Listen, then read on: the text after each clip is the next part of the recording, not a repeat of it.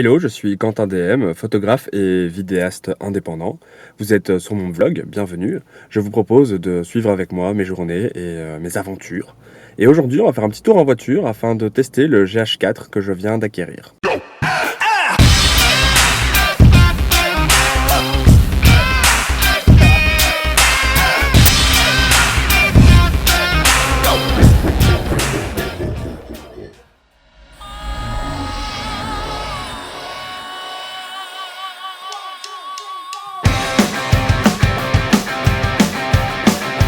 J'avais besoin d'un appareil ou d'une caméra qui pouvait me produire des vidéos de vraiment bonne qualité. Après, j'avais aussi besoin d'un second boîtier appareil photo. Donc, j'ai décidé de partir sur le GH4. Ce qui m'a séduit, c'est clairement la possibilité quand même de rendu, d'avoir vraiment un chouette rendu. Autant le rendu des photos du GH4 n'ont pas l'air dingue. Bon, il fait des photos, elles sont bien, mais voilà. Quand même une préférence pour les rendus photos du Fuji. Je suis assez particulièrement amoureux, surtout depuis la sortie du rendu en film chrome, en simulation chrome. Et finalement, le GH4 arrive à produire quelque chose d'assez similaire avec son Cinelike en mode vidéo. Donc, je préférais avoir quand même une caméra qui me permettait de finalement pouvoir grader beaucoup plus et donc avoir une image beaucoup plus neutre, proche d'une caméra cinéma. Et bien sûr, le GH4 filme en 4K. Le 4K permet notamment, une fois d'être rescalé en 1080p, d'avoir une finesse d'image assez intéressante. En plus, ce qui est pas mal aussi, c'est par exemple pour une interview.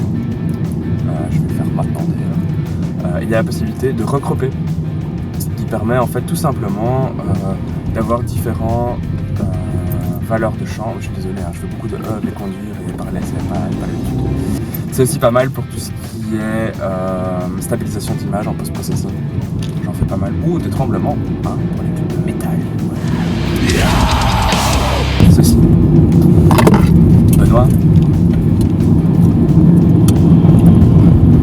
C'est pour toi.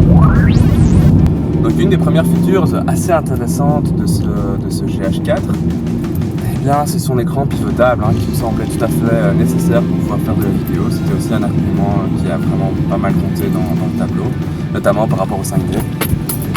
Pour moi, un 5D n'est utilisable qu'avec un enregistreur externe en termes de vidéo, puisqu'il n'a pas les options de picking, il n'a pas les options de zebra, il n'a pas d'écran finalement orientable. Et ce que je trouve aussi assez incroyable finalement, ça reste sa taille. C'est pas une GoPro, mais c'est pas un 5D.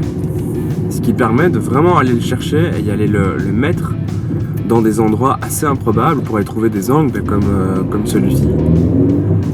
Voilà, je trouve ça quand même assez cool. Sa taille permet vraiment pas mal de choses. Ça permet également de l'équiper avec un grip et d'autres matériaux moins conséquents que ce que demanderait un réflexe ou une caméra cinéma entrée de gamme comme les Blackmagic ou les Sony, la série FS. On a vraiment un appareil solide et je trouve qu'il a une taille et un poids vraiment qui rendent bien mal. Créneau en live, les gars. On ne se moque pas. Hop, boum. Vraiment, l'écran est vraiment beau. J'ai vraiment été surpris en le dévalant. L'écran est vraiment très joli. Un petit peu glossy, ce qui évidemment le rend joli. Maintenant, je suis curieux de voir en pleine lumière ce que ça va donner. Bon, allez, balance le test slow motion.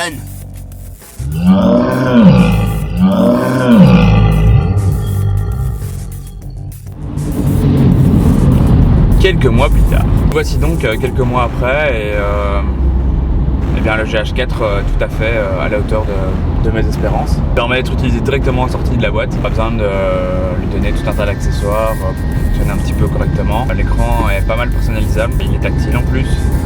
Au niveau des déceptions, il y a clairement la taille du capteur qui est un petit peu un défaut, mais voilà, je le savais, je suis pas surpris à ce niveau-là. Le fait que le capteur, c'est du micro four turn, soit aussi petit, il transforme déjà toutes les focales, donc ça veut dire qu'un 12 mm devient un 24 mm.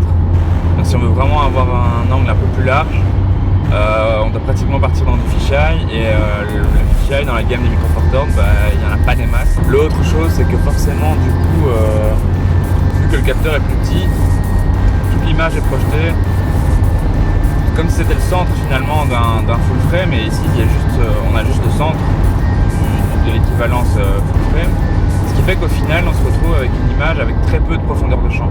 Donc pour pallier à ça, je vais investir dans un speed booster. C'était le plan, hein, c'était prévu depuis le début, j'essaie juste de faire les choses petit à petit. Donc d'investir dans un speed booster qui me permettra tout simplement de monter des optiques Canon sur mon GH4 et de récupérer en fait leur valeur optique, puisque le speed booster contient une lentille qui permet de manière optique en fait de profiter de tout le champ du capteur du GH4. Et ça c'est assez intéressant évidemment.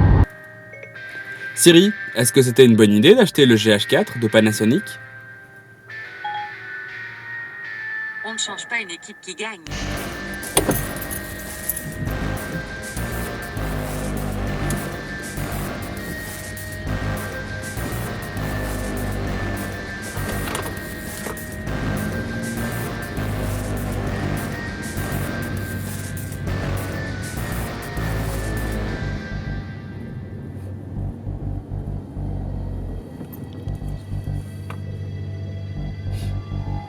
This is the end.